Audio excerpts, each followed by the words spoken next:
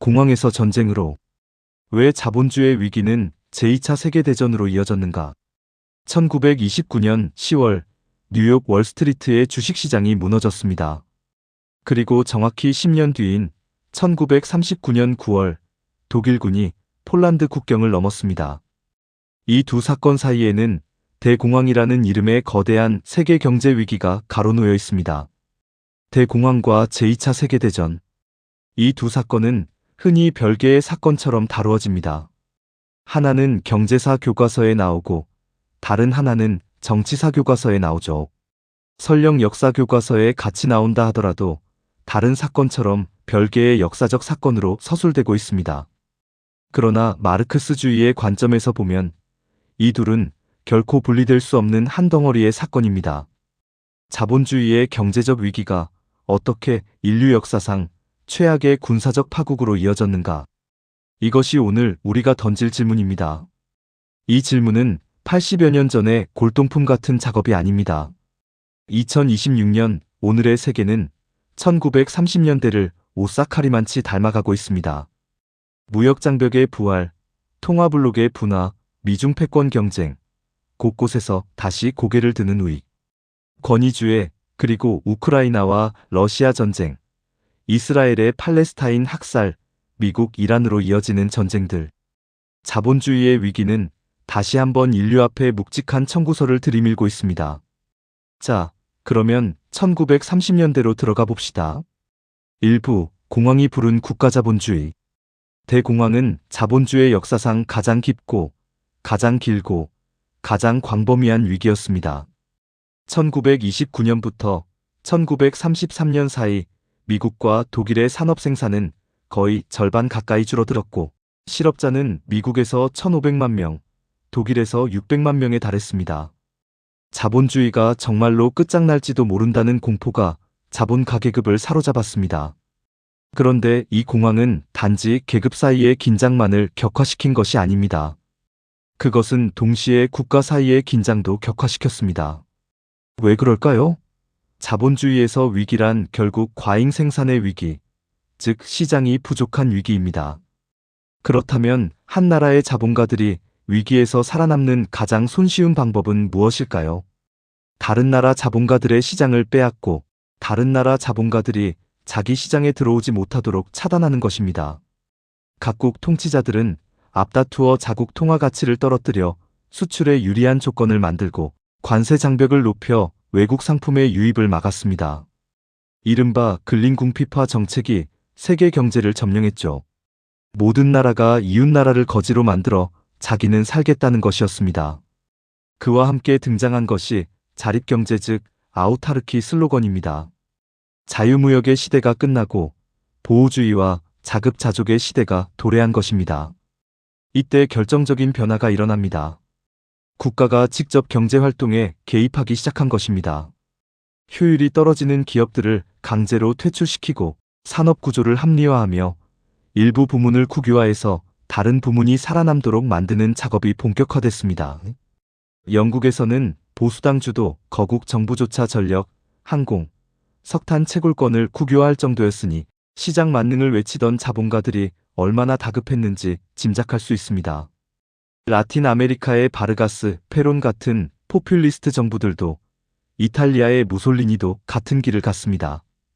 여기서 우리는 마르크스주의 정치경제학의 핵심 통찰 하나를 만나게 됩니다.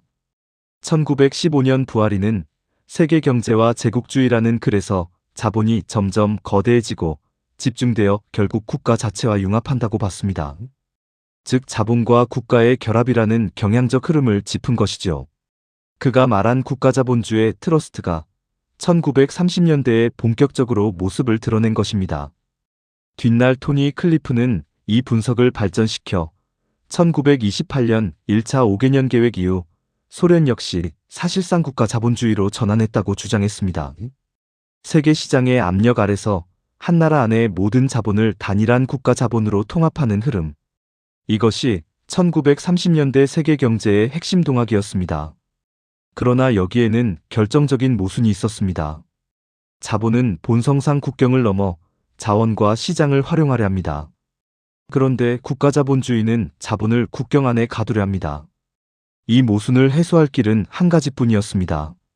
국가가 통제하는 영역, 즉 영토를 넓히는 것입니다. 1930년대의 비극은 바로 여기서부터 출발했습니다.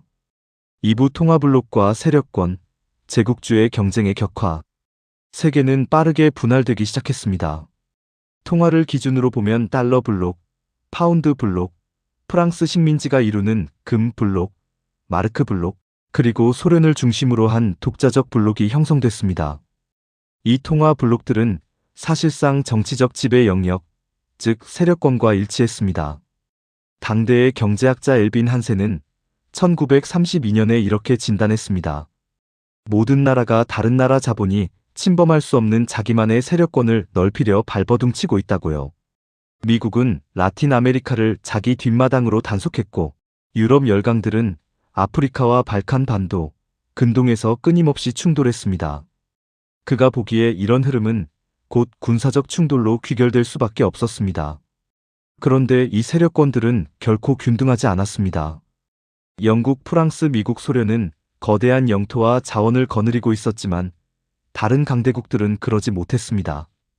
특히 독일이 그러했습니다. 유럽 대륙에서 가장 강력한 산업국가였지만 식민지가 거의 없었고 베르사유 조약은 독일을 좁은 국경 안에 가두어 놓았습니다. 일본도 마찬가지였죠. 산업화에는 성공했지만 자원이 부족했고 서구 열강이 이미 분할해 놓은 세계에서 자기 몫을 키우기 어려웠습니다. 이탈리아 역시 통일이 늦어 식민지 분배에서 뒤처져 있었습니다. 레닌이 1916년에 쓴 제국주의 자본주의의 최신 단계에서 분석한 그대로의 상황이 새로운 형태로 재현되고 있었습니다.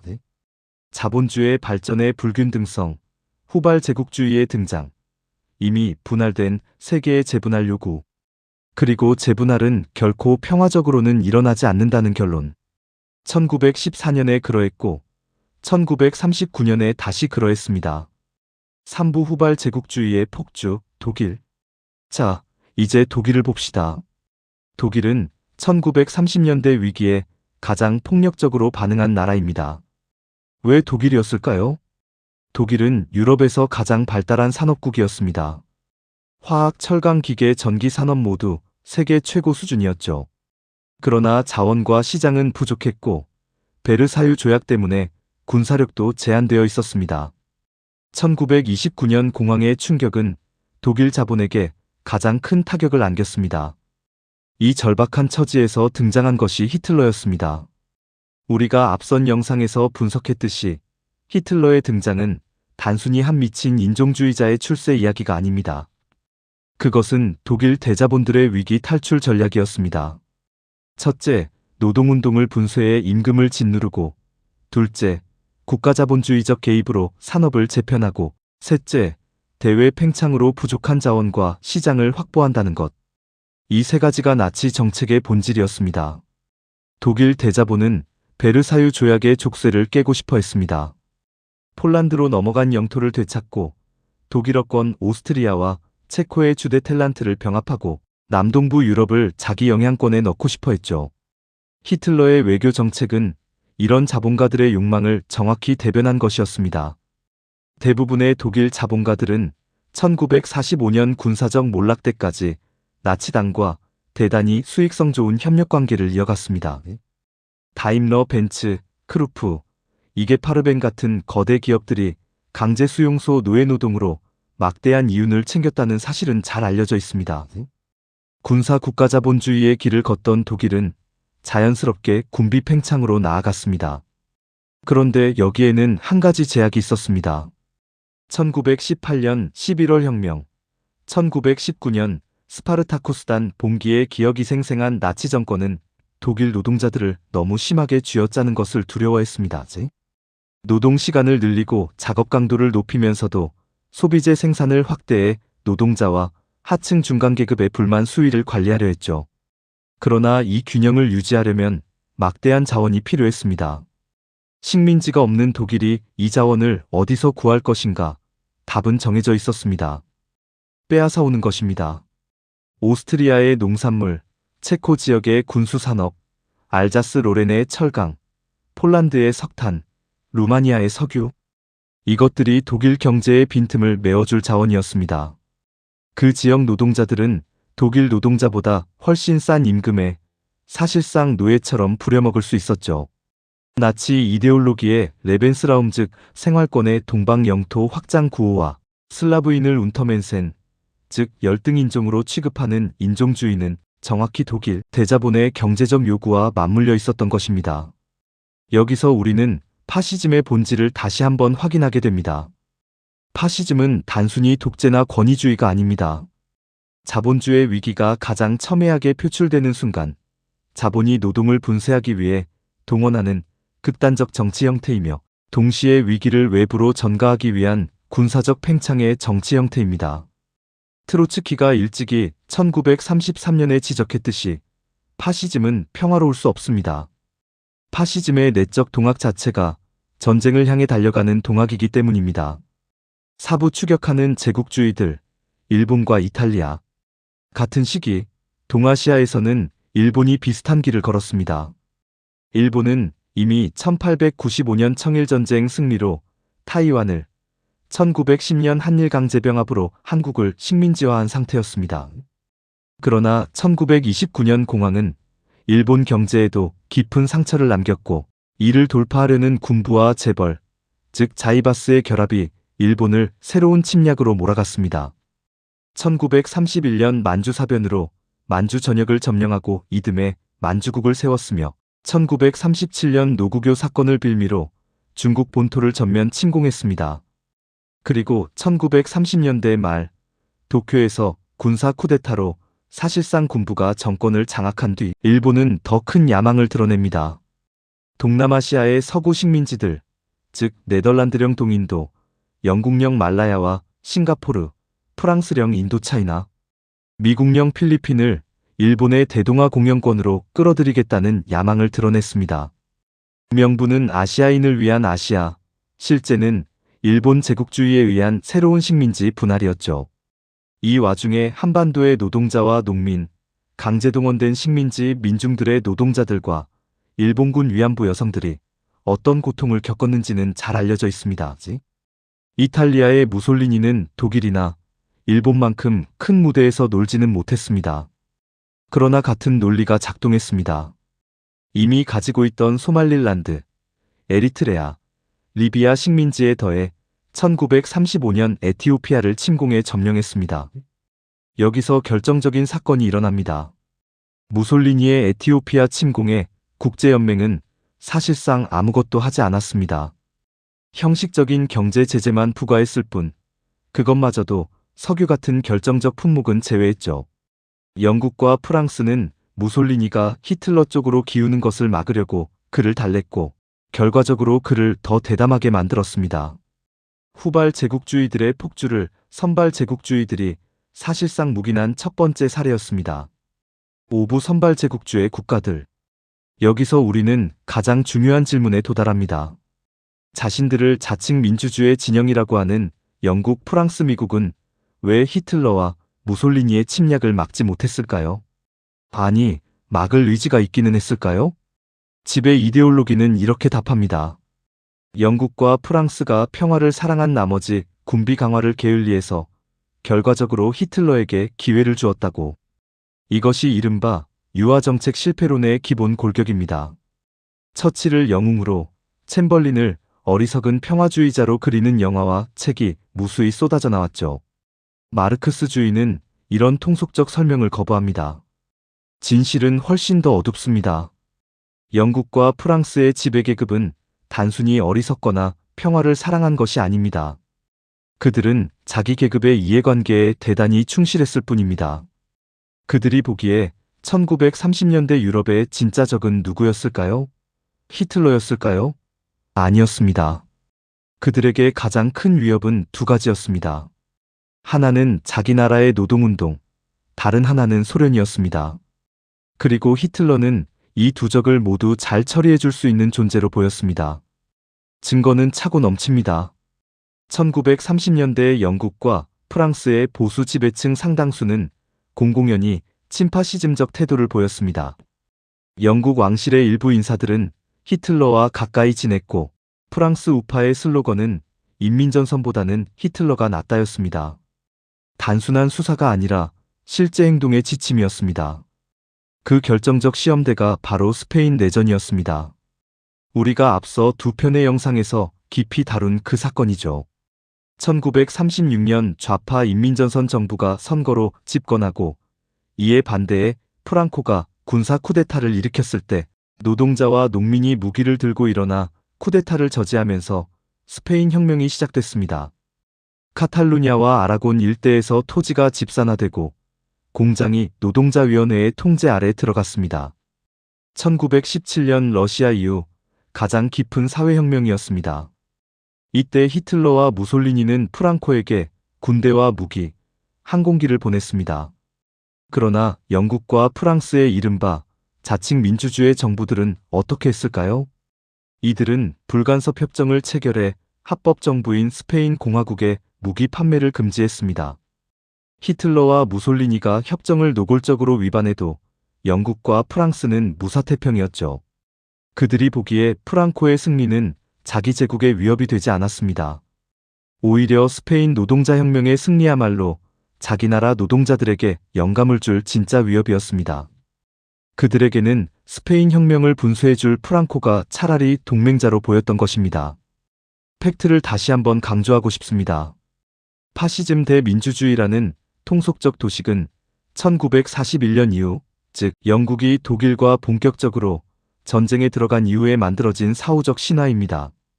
1930년대의 진짜 그림은 다릅니다. 자본주의 세계의 모든 분파가, 즉 파시스트든 보수당이든 개량주의 사회민주주의자든 한 가지 목표에서는 일치하고 있었습니다. 노동자혁명을 막고 소련을 약화시키는 것입니다. 이 점은 1938년 9월 뮌헨 회담에서 가장 추하게 드러났습니다. 챔벌린과 달라디에는 히틀러에게 체코의 주데텔란트를 넘겨주었고 체코는 회담장에 들어가지도 못했습니다. 챔벌린은 런던에 돌아와 우리 시대의 평화를 가져왔다고 자랑했지만 그 평화는 체코를 제물로 바친 평화였고 더 중요하게는 히틀러를 동쪽으로, 즉 소련 쪽으로 향하게 만들려는 계산된 양보였습니다. 6부 몰로토프-리벤트로프 협약, 즉 독소불가침 조약과 스탈린의 배반. 여기서 우리는 또 하나의 결정적인 분기점에 도달합니다. 1939년 8월 23일 모스크바에서 충격적인 협정이 체결됩니다. 나치 독일 외무장관 리벤트로프와 소련 외무장관 몰로토프가 불가침 협정에 서명한 것입니다. 이 협약의 진짜 알맹이는 공개된 문서가 아니라 비밀 부속 의정서에 있었습니다. 비밀 의정서는 동유럽을 독일과 소련의 세력권으로 분할했습니다. 폴란드는 양국이 나누어 갔고 발트 3국과 핀란드, 루마니아의 베사라비아는 소련 몫으로 한다는 내용이었습니다. 이 협약은 어떻게 가능했을까요? 코민텔은 7차 대회 이후 스탈린의 외교 정책은 집단안보 노선이었습니다. 영국, 프랑스와 동맹을 맺어 히틀러를 견제하겠다는 것이었죠. 그래서 코민텔은 산하 각국 공산당들은 인민전선 정책을 펼쳤습니다.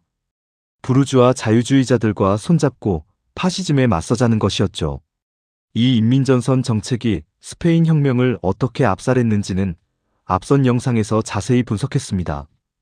그런데 1939년 영국과 프랑스가 뮌헨에서 보여준 태도는 스탈린에게 한 가지를 분명히 알려주었습니다. 서구 민주주의는 결코 소련의 동맹자가 될 수 없다는 것, 차라리 히틀러를 소련 쪽으로 떠밀려 한다는 것이었습니다. 그러자 스탈린은 자신도 똑같은 게임을 하기로 결심합니다. 히틀러와 협정을 맺어 영국, 프랑스가 독일과 싸우는 동안 소련은 이득을 챙기겠다는 것입니다. 이 협약은 당시 마르크스주의자, 사회주의자들에게 깊은 충격을 안겼습니다. 코민테른의 공식 노선이 하룻밤 사이에 뒤집혔습니다.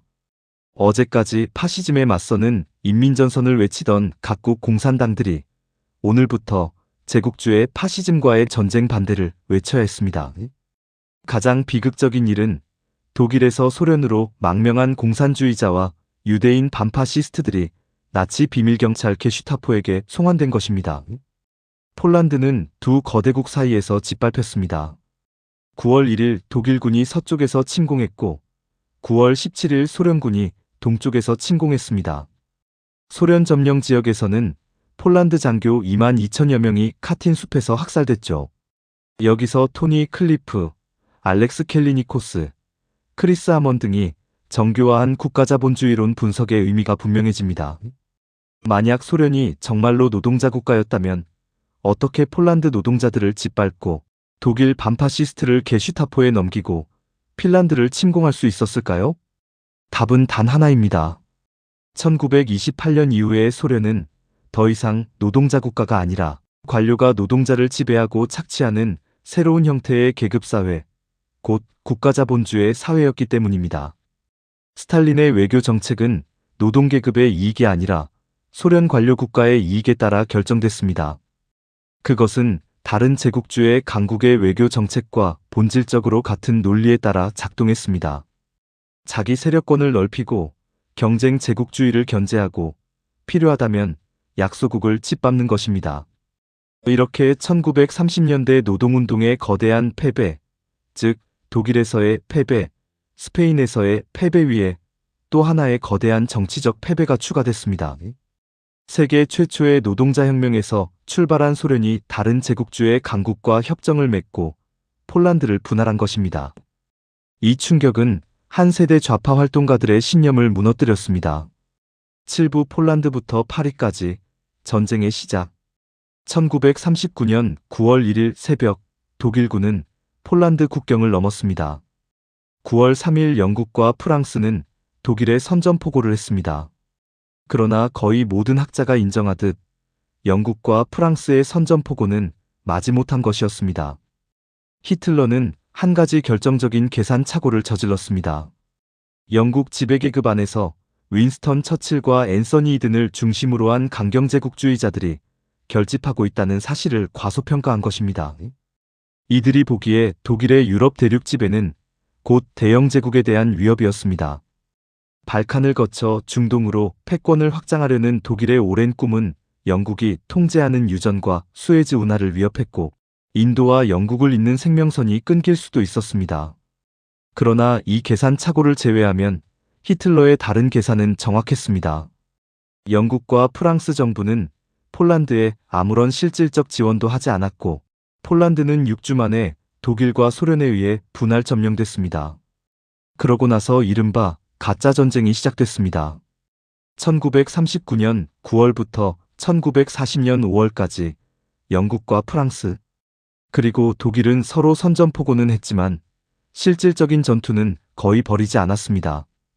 이 시기 영국은 독일과 싸우는 대신 핀란드를 도와 소련과 싸우는 데 더 관심을 보였습니다. 1939년에서 1940년 영국 지배계급의 진짜 우선순위가 어디에 있었는지를 적나라하게 보여주는 대목입니다. 독일은 이 시간을 활용해 본격적인 서방 침공을 준비했습니다. 1940년 5월 10일 독일군은 네덜란드, 벨기에, 프랑스를 동시에 침공했습니다. 전격전이라는 새로운 전술이었죠. 결과는 충격적이었습니다.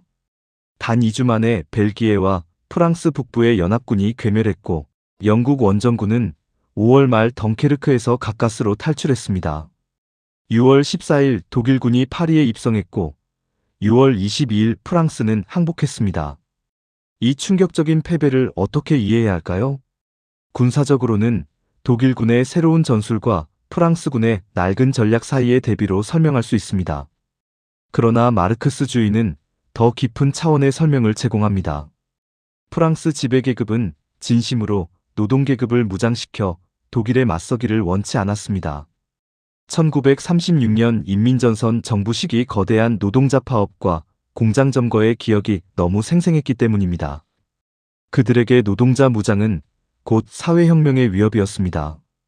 프랑스 함락 이후 페탱이 이끈 비시 정권의 성격이 이를 더 적나라하게 보여줍니다. 프랑스 지배계급의 상당 부분은 독일과 싸우기보다 차라리 독일에 협력하면서 자기들의 지배를 유지하기를 택했습니다. 처칠이 대독항전을 외친 것은 영국 자본의 이익을 위해서였지 결코 추상적인 자유와 민주주의를 위해서가 아니었습니다. 8부 바르바로사 작전, 새로운 국면으로. 프랑스 함락 이후 히틀러는 잠시 망설입니다. 영국 침공을 시도했지만 1940년 여름과 가을의 브리튼 전투에서 영국 공군이 의외로 잘 버텼고, 영국 본토 상륙 작전 바다사자 작전은 무기한 연기됐습니다. 그러자 히틀러는 결단을 내립니다. 영국을 굴복시키기 전에 동쪽으로 소련으로 진군하겠다는 것이었습니다. 1941년 6월 22일 독일군은 몰로토프-리벤트로프 협정을 무시하고 320만 병력으로 소련을 기습 공격했습니다. 인류 사상 최대 규모의 군사작전, 바르바로사 작전이 시작된 것입니다. 이것은 단순한 영토 욕심이 아니었습니다. 히틀러에게 소련 침공은 레벤스라움의 완성이었습니다.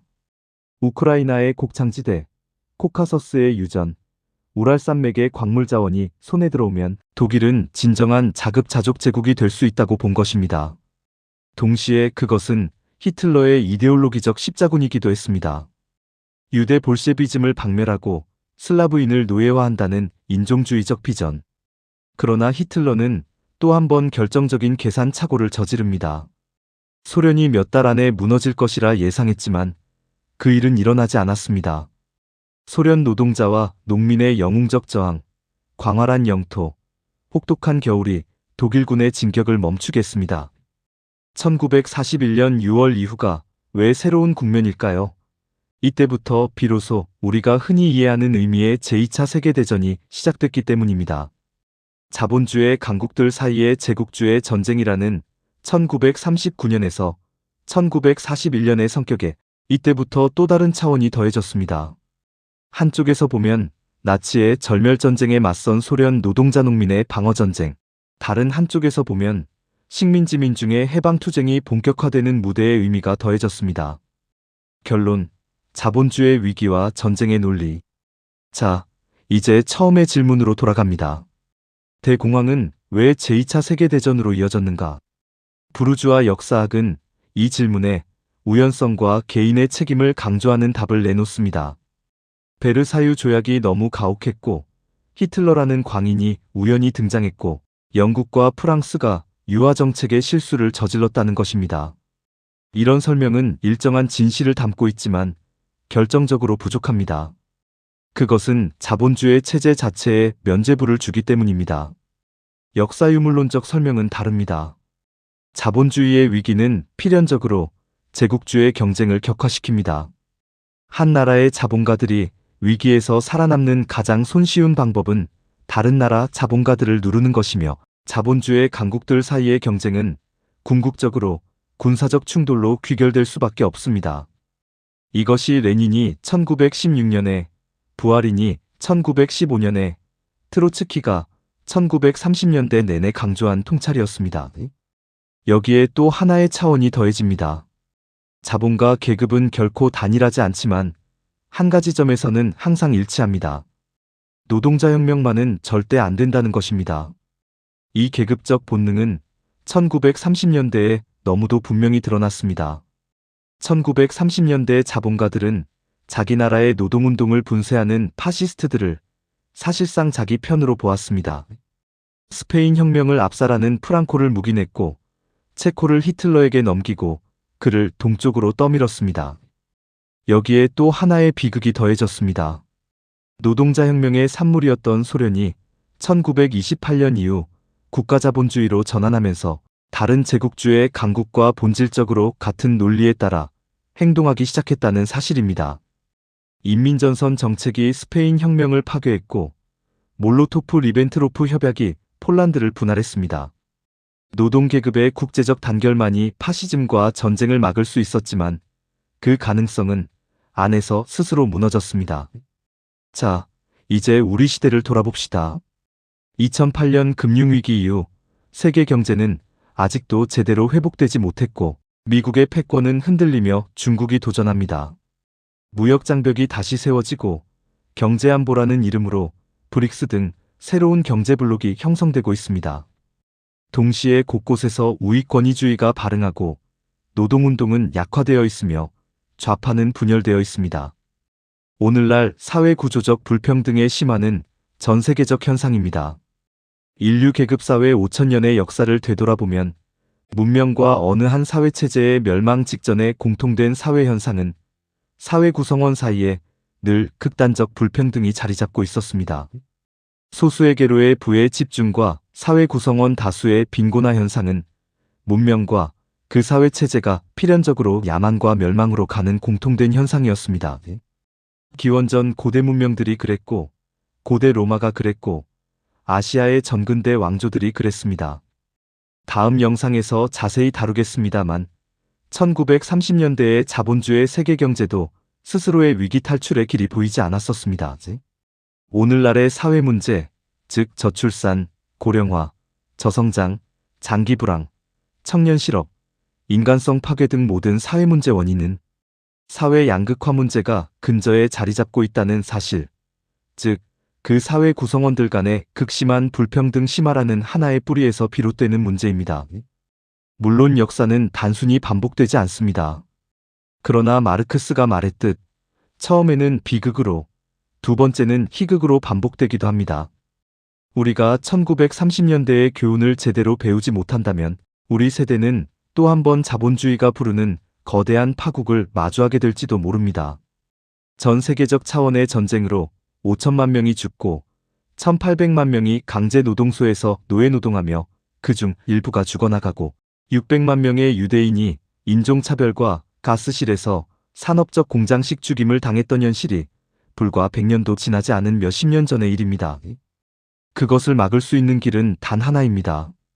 1930년대 노동운동이 패배한 그 자리에서 다시 일어서는 것입니다. 자본주의를 넘어 물질 만능이 아니라 노동계급의 국제적 단결로 동등한 인간적 유대가 서로 어우러지는 진정한 사회변혁을 향해 나아가는 것입니다. 다음 영상에서는 대공황과 2차 세계대전의 연관성에 대해 경제학적 측면에서 좀 더 깊이 다루는 영상으로 찾아뵙겠습니다. 함께 해주셔서 감사합니다.